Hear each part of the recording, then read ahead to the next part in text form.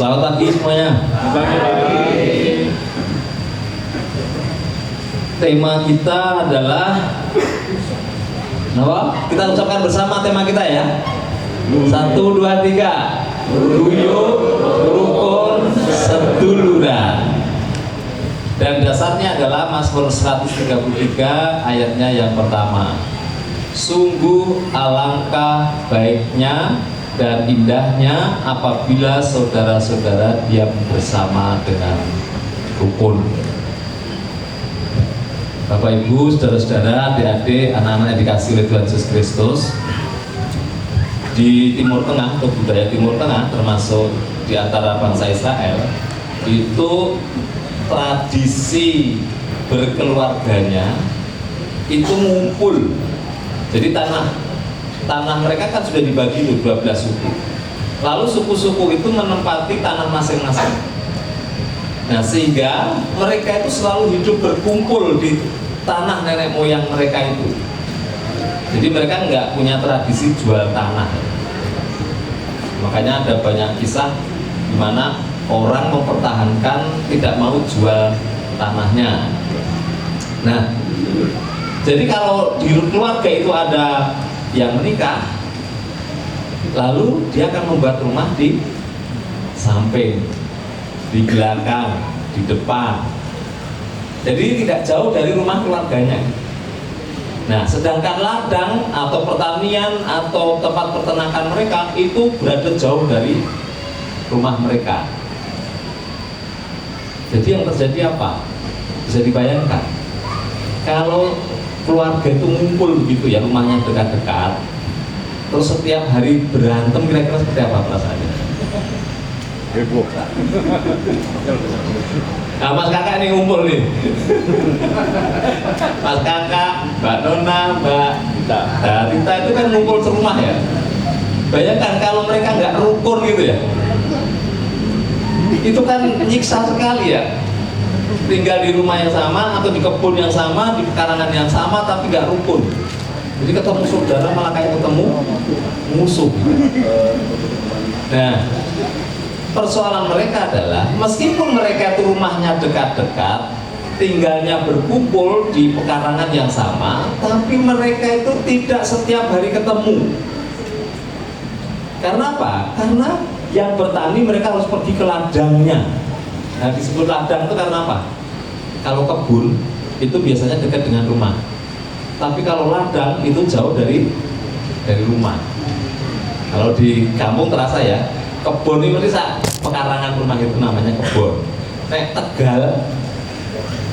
Tegal itu ya ladang itu jauh dari rumah. Dan mereka kalau mengerjakan pertanian itu dari pagi sampai petang, lalu pulang dan tidur. Nah, sedangkan yang beternak itu jauh lebih sulit. Mereka menggembalakan ternaknya itu jauh dari rumah dan sering nginep di tempat penggembalaan. Jadi apa yang terjadi? Mereka rumahnya dekat-dekat, tinggalnya di satu rumah, tetapi jarang bertemu, jarang bisa ngobrol dan sebagainya. Lalu kapan mereka merasakan kebersamaan? Kapan mereka gathering?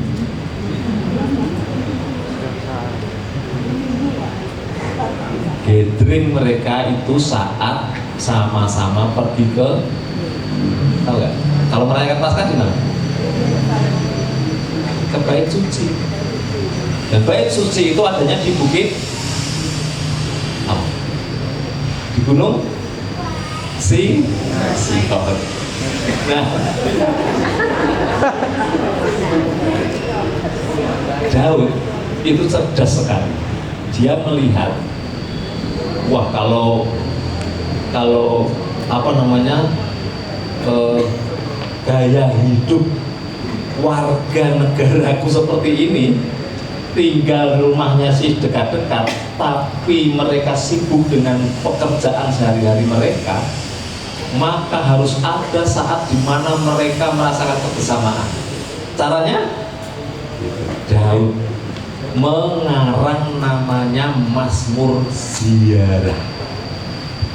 Mazmur Ziarah itu Mazmur yang nantinya dinyanyikan oleh, kan itu datang semua ya dari berbagai tempat pergi ke Gunung Sion itu untuk beribadah merayakan hari-hari raya itu. Mereka itu keluarga bareng-bareng gitu. Perjalanannya jauh, lalu nanti kalau pas sudah sampai di kaki Bukit Sion mau menuju Bait Suci, mereka harus menyanyikan Mazmur-Mazmur ziarah, di antaranya yang kita baca tadi. Disitulah mereka merasakan gathering. Makanya Mazmur ziarah itu disebut juga Mazmur pendakian. Jadi mereka menuju ke atas Bukit Sion sambil menyanyikan lagu-lagu atau Mazmur-Mazmur ziarah. Hari ini kita juga sedang melakukannya. Kita sedang melakukan pendakian ke Bukit Sentul. Sama X. Dan kita merasakan kan tadi di bis kita bisa bareng-bareng, bisa ngobrol di situ. Yang naik kendaraan, kita sudah juga bisa ngobrol di kendaraan. Ya, keluarga ngobrol di sana. Itu tadi kita sedang menyanyikan nyanyian ziarah. Nah, penggalan nyanyian ziarah yang akan kita perhatikan hari ini adalah Mazmur 133 ayat 1. Ini menarik sekali, apalagi kalau sampai ayat 3. Tapi kelamaan kalau sampai ayat 3. Orang saya satu ayat aja kadang khotbahnya setengah jam ya kan? Jadi satu ayat saja ya. Di situ ada kata pertama, sungguh. Wah. Sungguh itu dalam bahasa Ibrani-nya hineh. Hineh itu artinya apa? Lihatlah, saksikanlah, buktikanlah, perhatikanlah. Jadi sungguh itu artinya seperti itu. Coba deh, lihat deh, perhatikan deh, buktikan deh. Apa yang harus dibuktikan? Alangkah baiknya dan indahnya apabila saudara-saudara diam bersama dalam rukun, dengan rukun. Jadi lihat deh, buktikan deh, saksikan deh, perhatikan deh bahwa hidup atau apa tuh diam bersama dengan rukun itu alangkah baiknya. Kata alangkah loh ya, alangkah, betapa indahnya, betapa baiknya, bahwa sangatlah baiknya, baik banget gitu. Jadi hidup atau diam bersama dengan rukun itu baik banget, bukan hanya baik biasa loh ya, ini superlatif ya. Kalau sudah ada alangkah itu menunjukkan sesuatu superlatif. Superlatif itu tidak biasa, jadi sangat melebihi biasa itu. Bukan hanya senang tapi senang sekali, bukan hanya baik tapi baik sekali gitu. Jadi perhatikan, adalah baik sekali dia bersama dengan rukun. Artinya baik apa? Baik itu dalam bahasa Ibrani sama top. Jadi tadi top markotop itu artinya top itu memang baik. Ya, jadi sungguh alangkah baiknya. Artinya diam bersama dengan rukun itu banyak kebaikannya, pasti mendatangkan kebaikan. Nanti kalau diteruskan sampai ayat yang ketiga, mengapa baik? Karena di tempat ada kerukunan, di situ Tuhan memerintahkan berkat untuk dicurahkan, ya. Kesana Tuhan memerintahkan berkat untuk dicurahkan. Jadi rukun ini pintu berkat. Kalau nggak percaya, keluarga yang terus berantem setiap hari, berkat Tuhan juga tidak tercurah ke dalam. Gereja yang bertengkar setiap hari tidak akan diberkati oleh Tuhan. Karena Tuhan tidak memerintahkan berkat ke tempat di mana ada pertengkaran dan perselisihan. Berkat itu diperintahkan Tuhan menurut keyakinan Daud adalah ke tempat di mana ada kerukunan. Jadi kerukunan itu penting dalam kehidupan bersama, di keluarga, di wilayah, di gereja, di tempat manapun ada kerukunan, di situ pasti berkat akan diperintahkan Tuhan. Hai berkat, datanglah ke sana. tercurahlah ke sana. Itu. Nah, jadi hidup diam dengan rukun itu benar-benar baik. Tidak ada buruknya. Di dalam kerukunan itu tidak ada keburukan di balik kerukunan. Namanya kerukunan itu pasti membawa kebaikan. Itu yang pertama. Dan indahnya, kata indahnya itu bisa berarti dan menyenangkannya. Jadi indah bukan dalam arti kita melihat pemandangan indah ya, tapi di dalam rasa bahwa diam bersama dengan rukun itu menyenangkan, itu menggembirakan, itu membahagiakan. Benar. Orang tua yang melihat anak-anaknya rukun itu gembira, itu bahagia, itu senang. Anak-anak yang lihat orang tuanya rukun sama, itu senangnya bukan main. Karena apa? Memang seperti itu. Jadi diam bersama dengan rukun itu indah, itu membahagiakan, itu menyenangkan. Menariknya adalah kata baiknya dan indahnya itu bukan baik dan indah menurut kita, tetapi dalam penghayatan Daud, diam bersama dengan rukun itu indah dan baik dalam pandangan Tuhan. Jadi Tuhan itu senang kalau umatnya itu diam dalam atau dengan rukun. Tuhan itu senang kalau kakak adik rukun, suami istri rukun, wilayah rukun, gereja rukun, karyawan rukun, majelis rukun, pendeta juga rukun ya mas ya. Tuhan itu senang kalau lihat kita itu semua rukun ya. Jadi itu menurut pandangan Tuhan, bahwa di mata Tuhan rukun itu indah dan baik, menyenangkan dan membawa kebaikan, menyenangkan bagi kita, membawa kebaikan bagi kita, dan juga menyenangkan bagi Tuhan, membahagiakan hati Tuhan. Nah, selanjutnya apa? Apabila saudara-saudara, jadi konteksnya tadi adalah saudara-saudara, di sini adalah keluarga. Nah, jadi Daud mau membangun rakyatnya supaya ketika naik ke Bukit Sion itu, ayo nyanyi ini, lalu rasakan di sampingmu ada anakmu, di sampingmu ada istrimu, di sampingmu ada suamimu. Lihat kita sedang bersama-sama gathering mau ke bait suci. Gitu, gak sentuh ya? Iya sentuh. Sama tadi ketika kita jalan ke sini, itu sebenarnya Tuhan mengajak kita untuk merasakan, lihat tuh. Di bis ini kamu nggak sendiri kan? Di sini ada banyak saudara-saudaramu. Artinya apa? Konsep saudara kemudian menjadi konsep keluarga. Karena keluarga itu berangkatnya bareng-bareng, maka orang-orang itu merasa semua saudara. Kan mereka sudah dibagi tuh suku ini, suku lain. Itu kadang-kadang menjadi kotak-kotak sehingga mereka merasa keluarga itu ya sesukunya gitu. Nah, ketika mereka pergi ke sana, berbagai suku ketemu, keluarga dengan keluarga, sambil menikmati, kita sedang bareng-bareng ya ini. Ada menuntun cucunya, menuntun mbahnya, menuntun bapak ibunya, dan tidak lagi di situ terasa ada suku-suku yang berbeda. Mereka benar-benar jadi ingat bahwa kita semua adalah keluarga Yakub. Gitu. Nah, jadi konsepnya ini, mereka merasa lalu sebagai saudara dalam pengertian sebagai keluarga. Nah, itu seperti konsep di GKJ Pondok Gede. Kita semua adalah keluarga Allah, keluarga Tuhan. Itu yang kita bangun. Dan inilah yang ditanamkan Daud kepada rakyatnya, bahwa supaya mereka apa? Merasa kita semua adalah keluarga. Nah, jadi Getsemani ini keluarga kita semua. Keluarga kita itu juga hanya ayah, ibu, dan anak di rumah, menantu dan cucu. Ternyata keluarga kita itu sewilayah Getsemani, se-GKJ Pondok Gede gitu ya.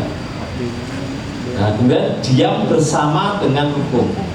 Nah, diam itu bukan dalam pengertian tidak bicara.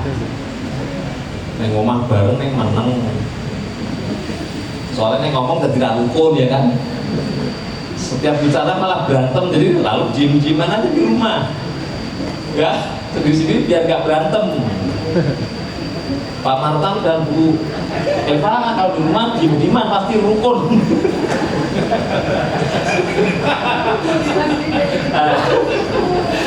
Kita, nah, tapi yang dimaksud diam di sini justru bukan tidak ngomong, bukan jotangan ya. Itu firman Tuhan, kita harus diam kalau di rumah. Ya rukun, soalnya kalau kita ngomong tuh malah berantem, bukan gitu ya. Diam itu dalam bahasa Ibrani artinya hidup, tinggal. Jadi hidup bersama, tinggal bersama di dalam rumah mereka atau dalam persekutuan mereka sebagai umat Tuhan. Jadi hidup bersama. Nah, kata bersama bukan hanya hidup bareng-bareng ya, bukan hanya bareng-bareng berada di tempat yang sama, tetapi dalam pengertian hidup dalam kebersamaan. Kebersamaan itu hidup dalam saling peduli satu dengan yang lain, hidup dalam saling tolong menolong satu dengan yang lain. Itu yang dimaksud bersama. Jadi bukan hanya tinggal di rumah bersama, tetapi benar-benar menjalani hidup dalam kebersamaan dengan setiap anggota keluarga kalau itu keluarga, wilayah kalau itu wilayah, seluruh gereja kalau itu gereja. Jadi itu yang dimaksud dengan diam bersama, yaitu hidup bersama-sama. Kan GKJ keren ya, merumuskan gereja itu adalah kehidupan bersama, religius ya. Jadi kehidupan yang dijalani bersama-sama dalam kebersamaan. Yang terakhir adalah dengan rukun. Jadi kuncinya adalah kata rukun. Di dalam kata rukun selalu ada kata guyub dan seguyuran. Tandanya rukun apa? Tanda sebuah komunitas itu rukun pertama adalah senang kumpul. Jadi kalau ada acara yang sifatnya itu kumpul, itu antusias, itu tanda rukun. Misalnya ada pertemuan terakhir, antusias gitu ya. Itu tanda apa? Oh berarti keluarga ini rukun gitu. Tapi kalau ada pertemuan keluarga besar, aduh males kalau pertemuan keluarga gini gitu. Oh ada ibadah di gereja, semangat, antusias, itu tandanya ada kerukunan di dalamnya. Jadi ngumpul keluarga senang, ngumpul wilayah senang, ngumpul di gereja senang. Itu pertama tandanya, ngumpul. Senang ngumpul itu pasti rukun. Jadi kalau komunitas sering ngumpul, makin sering ngumpul, makin rukun itu. Yang kedua, tanda rukun itu mangan.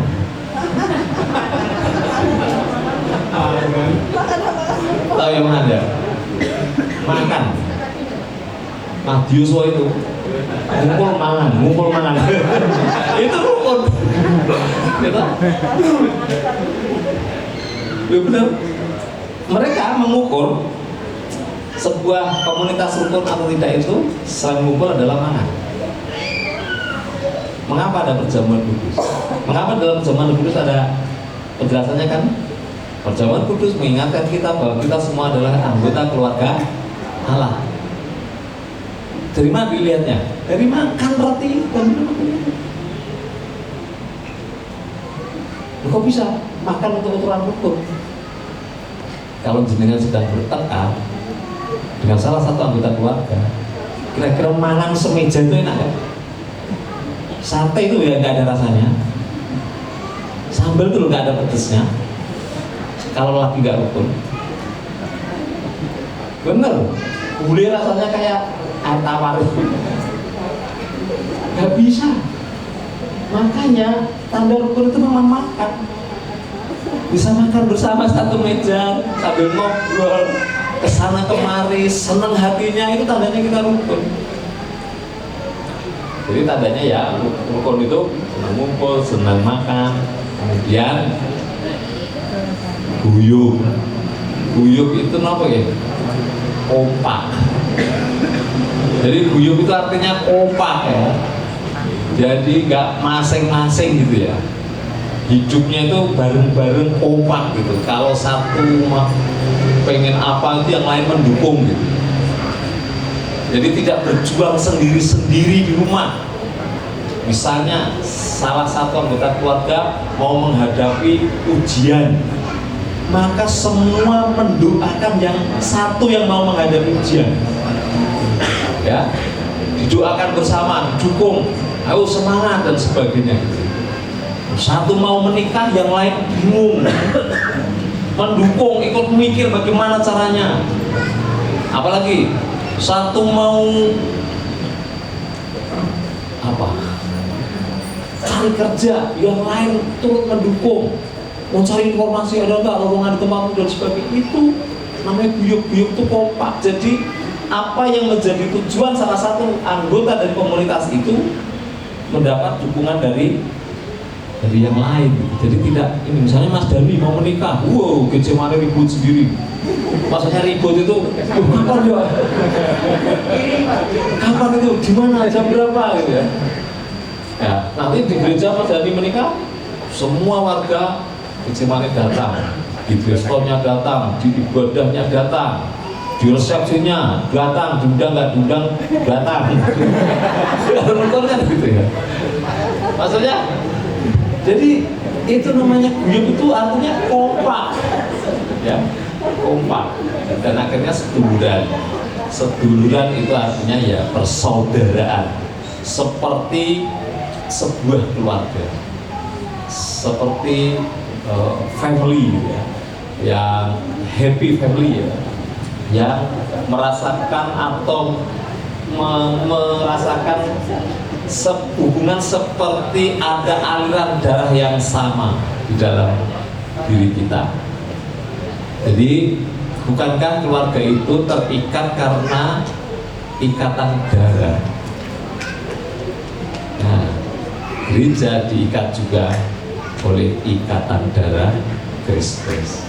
Wilayah diikat oleh ikatan darah Kristus. Kiranya dengan gathering ini dan merenungkan kembali Mazmur ziarah ini, kita semua wilayah Getsemane khususnya kembali menghayati, menikmati bahwa kita semua adalah saudara, kita semua keluarga yang harus hidup rukun satu dengan yang lain. Saya ingin mengakhiri ini dengan membuat yel-yel yang agak semangat, seperti yel-yelnya Adius. Adius apa? Adius mo.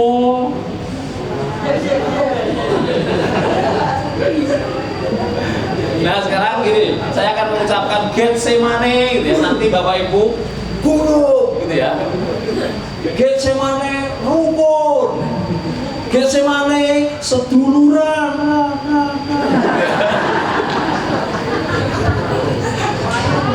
Oke, itu ya, guyub rukun seduluran. Mari kita berdiri sambil mengepalkan tangan. Ya, siap. Oke. Getsemane, Getsemane, Getsemane,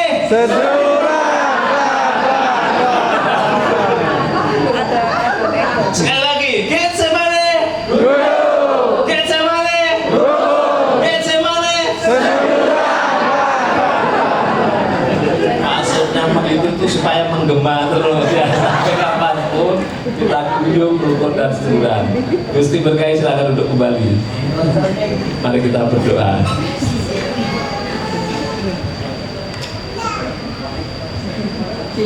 Bapak, makasih kami merasakan peziarahan kami pada hari ini.